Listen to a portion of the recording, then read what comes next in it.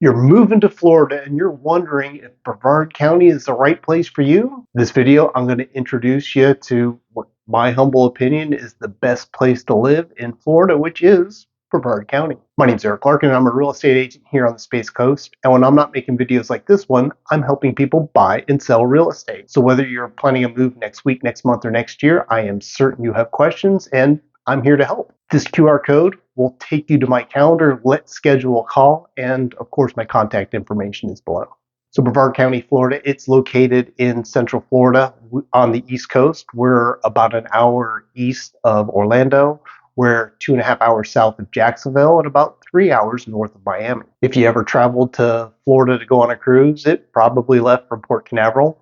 And if you've ever seen a rocket launch, more than likely it was from here at the Kennedy Space Center, which is why we're known as the Space Coast. We do have a lot of people relocating here to the Brevard County area, one to work at the Space Center. So whether you're with SpaceX, Blue Origin, NASA, Relativity, just to name a few companies, they are all bringing people in to work at the Space Center. You could be relocating for an aerospace or one of the government contract jobs, such as L3 Harris, Lockheed Martin, Northrop Grumman, or Boeing, which all have locations here and are transferring folks in. And of course, Patrick Space Force Base is bringing in a lot of personnel and civilians to work at the base. Our biggest employers here in Brevard County is the Brevard County School System, Health First, L3 Harris, Walmart, Publix, and Northrop Grumman. Whether you're moving here for any of these companies or jobs, or you're able to work remotely and you're wanting to move to Florida, or maybe you're just retiring, let me introduce you to Brevard County, which is Florida's 10th largest county here in the state. Let's look at the lay of land. If you see the map of Brevard County, you can tell it's a very uniquely shaped county. From end to end, it's over 72 miles long, and from east to west, it's just over 20 miles at the widest point. Our eastern border is the Atlantic Ocean. On the west side is the St. Johns River. Brevard County, we are literally surrounded by water when you look at it, especially when you see the intercoastal and other waterways running right through the middle of Brevard County. Brevard County is made up of 16 cities and towns. There's also a handful of census designated areas in the county too. There are several major roadways running through Brevard County going north to south. We'll start with A1A, which is along our beachside communities, and you often hear me refer to this in other videos as the A1A corridor. We have US 1 on the mainland that runs parallel to the Indian River, and US 1 does connect from Jacksonville all the way south to west. There's I-95 that runs the entire East Coast from Maine down through Miami. And a fun fact, we do have 19 exits here in Brevard County that'll get you on and off I-95. We got the major roadways that run from east to west as well. We've got 5 big connectors that will take you from the ocean to I-95. 192 will take you from the beaches of Indialantic, Melbourne Beach area all the way west and connect you to Kissimmee. State Road 520 will connect you from Cocoa Beach through the mainland to Highway 50, which will take you to East Orlando. And up by Port Canaveral, 528 will connect you to I-4, and that's your connector to get to the MCO airport. If you haven't lived along the East Coast or along the Gulf Coast of the state, you're probably wondering about hurricanes and what to expect. Talk about mandatory evacuations and what that really means. If there is a storm approaching and it's threatening the East Coast, the state might call for a mandatory evacuation. This mandatory evacuation is for all of the Barrier Islands, which is all of the A1A corridor, the Merritt Island, and really, if you're on the mainland on the east side of US 1, you fall into the mandatory evacuation area too. The state's going to encourage you to leave before the storm approaches. And just so you know, this is voluntary. They're not going to drag you out of your house and force you to leave, but it is a good decision to do so, because if you decide to stay and you have an emergency situation, you dial 911, they're not going to send emergency responders until it's safe for them to leave and go and take care of you. And if this is your first time living in a hurricane area, just know that you're going to have plenty of notice ahead of time to prepare your property and decide if you need to evacuate or not. The local news and weather will keep you informed of the path of the storm, how strong it's getting, and what to expect. And they'll also have suggestions prior to on what kind of supplies you might need for your house. You know, batteries, water, canned goods, a manual can opener for some examples. And since we are talking about hurricanes, this is a great segue to transfer into the weather that you can expect living here in Central Florida. So yeah, hurricane season is from June 1st through November 30th. Our overall weather is warm to hot most of the year. November through February is very mild. We get the occasional cold spell where we might drop into the 40s overnight, but this will only last a day or two. We also get the occasional frost or freeze warning, but this does not happen every year. And if we do get this Florida cold weather, just know it only lasts a couple days, maybe a week. You can expect daytime highs in the mid to upper 70s, maybe low 80s from November through February. And we are in the subtropics. So from March to May, we're going to be in the 80s most days with the occasional 90 degrees. Overnight lows in the 70s. June through October, it's going to be hot, especially July, August, and September. We'll be mid to upper 90s most of the days. Overnight lows will probably stay in the 80s. And that first season, it's going to be brutal. Fortunately, we've got air conditioning to make it comfortable. You might have a swimming pool or have a friend or neighbor that has a pool. And of course, we've got the intercoastal and the beaches to cool off at too. Let's talk about all the waterways here in Brevard County. If you love to boat, we have the Indian River and the Banana River that run through the middle of the county. And those two waterways also have a lot of tributaries for you to explore and enjoy. There is the Crane Creek, Turkey Creek, O'Galley River, Horse Creek, and the Sykes Creek. At the north end, we've got the barge canal that connects the Banana River to the Indian River. Very south end of the county, you have the St. Sebastian River that will lead you to the ocean. Most of the waterways are saltwater or brackish, but if you're into freshwater, head to the west side of the county to Lake Washington's and the St. Johns River. And of course, you can access the ocean from Port Canaveral or the south end Sebastian Inlet. I'm a fan of kayaking and stand-up paddleboard, and you could explore all the waterways I just mentioned, but I'd like to see you get to Cocoa Beach and go through the mangrove islands and explore the mangrove tunnels near Ramp Road. If you're a surfer or like the idea of maybe learning how to surf, we have miles of beach for you to explore with nice little breaks throughout the county. You've got the south side of the pier. Any of the south streets in Cocoa Beach are great to go to at low tide. There's Second Light or hangars at Patrick. And there's also RC's or Roosevelt Avenue in Satellite Beach. Fifth Avenue off Indy Atlantic, or you could head all the way south to Sebastian Inlet and maybe surf the Spanish House. If you like to run, there is great running communities here in Brevard County throughout the county. You could find a local running group on the Space Coast Runners website. There's a lot of bike riders in our area too. If you like to trail ride, you can explore the Turkey Creek Sanctuary in Palm Bay or the Ulame Wildlife Sanctuary in Merritt Island. If you like checking out Florida wildlife, you can see that probably from your backyard and throughout Brevard County. You can see almost anywhere ibis, sandhill cranes, blue herons, pelicans, and seagulls. These are throughout most communities and parks here in Brevard County. You'll also see the turkey buzzards, the ospreys, and hawks throughout the area too. Occasionally, depending on where you're at, there could be coyote sightings, some fox sightings, black bear, and Florida panthers on the rare occasions too. You could easily see dolphin or manatee in our rivers. You might even come across an alligator or two in the riverways too.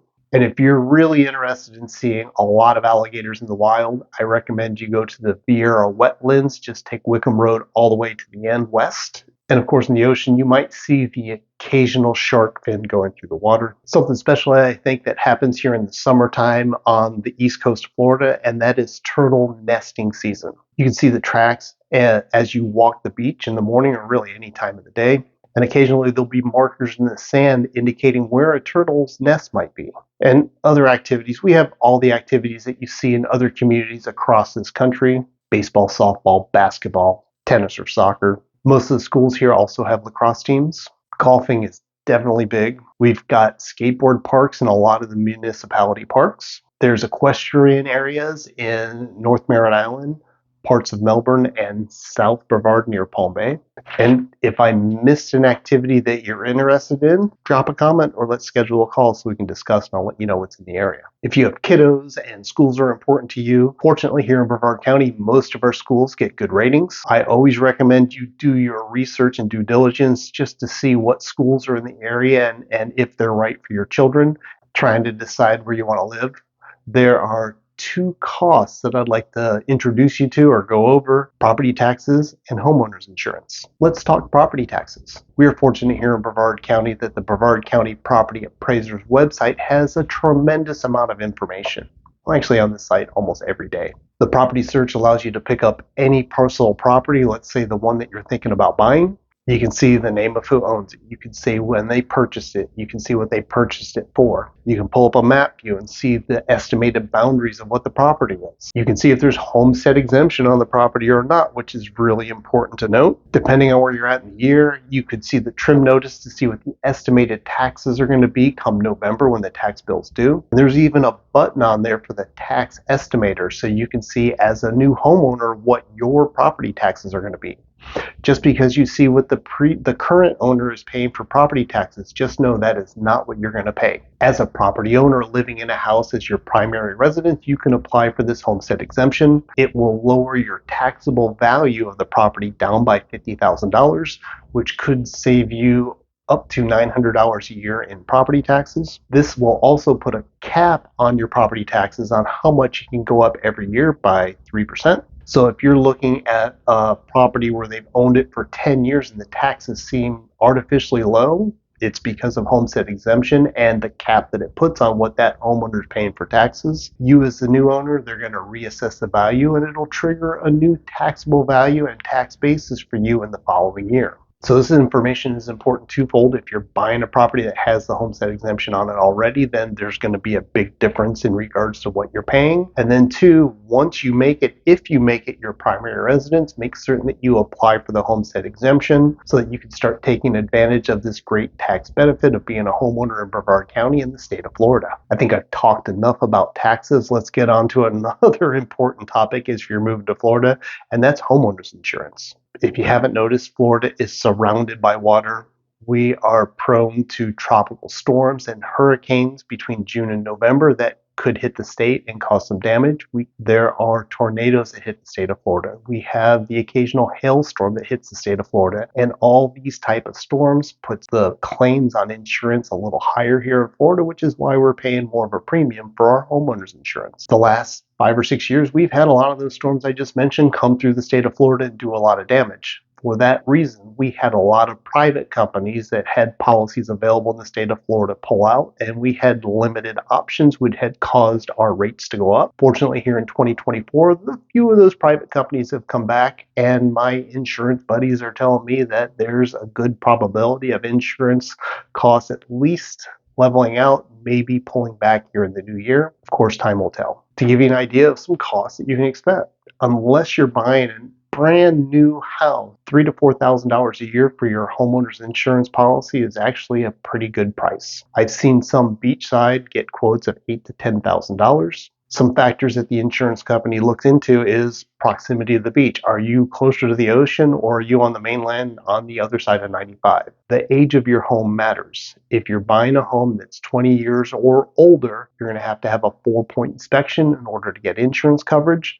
This inspection is the roof, the electrical panel, the plumbing, and the HVAC system. Another inspection that I recommend that you get when you're looking for your homeowner's insurance is to have a wind mitigation report. It looks to see how well your house is prepared for a high wind storm, and then it could offer discounts based upon how the roof's attached, what type of roof you have, if the trusses have hurricane straps on it, for example. So the 4-point inspection will be required for older homes in order for you to get coverage. The wind mitigation is not required, but if you have a report that shows that you have the items that they're looking for, you could get a discount on your insurance. And if you're doing all this research for a potential move to the Florida, hopefully Brevard County area, you're probably going to want to know what it's going to cost to buy a house. Since most of the sales here in Brevard County are single family homes, that's what we're going to discuss for sales the last 6 months here in Brevard County. And of course, this is just an overview of prices. There's a lot of things that go into consideration when you're looking at the price of the home. It's the age of the home, where it's located at, how big, how many square feet it is, and that type of thing. The last 6 months of 2024, we had over 4,900 home sales here in Brevard County. Prices ranged at the very low end of $23,000 to over $5 million. Average sales price was $461,000. Median sales price was $379,000. We had 193 homes sell for over $1 million. There were 476 homes sell under $250,000. Average days on market was 57 days. Over 2,100 of the homes sold in 30 days or less. And we had 1,006 homes sell in 7 days or less, which was 21% of the sales. So really, almost half of the homes sold in 30 days or less, just to give you an idea, a time frame when you see the home list to when it's finally going to sell. Looking at the cities here in Brevard County, or areas of Brevard County, starting at the north end of the county in Titusville, there were 341 homes sell between $85,000 and $1.1 million. Average price for a single family home was $345,000. And these homes were, the older ones were 1920s all the way up to new construction, and you have every variant in between. Looking at Cocoa, Florida, which includes the city of Cocoa, Canaveral, Groves, Port St. John's, and Sharps, there were 329 home sales, ranging from $23,000 to $1.85 million, average price of $347,000, and these homes range from 1925 to brand new construction. Merritt Island, Florida, we had 251 home sales. They range from $127,000 up to $3.7 million. The average sales price of $581,000. Homes here were built in 1950s up to new construction. Rockledge, Florida had 256 home sales, ranging from $80K to $1.5 million, and homes here were 1901 to brand new construction. Beachside, along the A18 corridor from Cape Canaveral South to Melbourne Beach, there were 323 sales, ranging from $185,000 to over $5 million. Average sales price was $851,000, with homes being built from the 1930s to brand new construction. The Vieira and Suntree area on the mainland of Melbourne and Rockledge area, there are 516 home sales, ranging from $182,000 to $2.62 million. Average price was $653,000, and they're newer homes in this area. They were from 1978 to brand new construction. The city of Melbourne had 539 home sales between $102,000 and $2.61 million. Average sales price was $452,000, and homes between 1922 and brand new construction. Palm Bay, the largest city here in the county, had 1,552 home sales in 6 months, ranging from $90,000 to $1.6 million. Average price of $355,000. Homes built here were between 1952 and brand new construction, and really half of this home sales, 789 of the properties, were what I would say new construction that were built between 2022 and 2024. Our two best-selling zip codes, 32940, which is Suntree in the Vieira area, 554 home sales in the last 6 months of 2024, and in Palm Bay in the 32909, we had 557 home sales. So they are neck and neck in regards to the volume of properties that are being sold. I know I just threw a lot at you, but that was my overview of Brevard County. I hope it answered a lot of questions you might have, and if it did spark some other questions, I'm here to help. Right here is a QR code that'll take you to my calendar. You can schedule a call, and I'd be happy to answer your questions or have a conversation with you about your upcoming move to Florida. And of course, all my contact information is below. My name is Eric Larkin with Real Broker. I appreciate you tuning in, and I'll see you on the next show.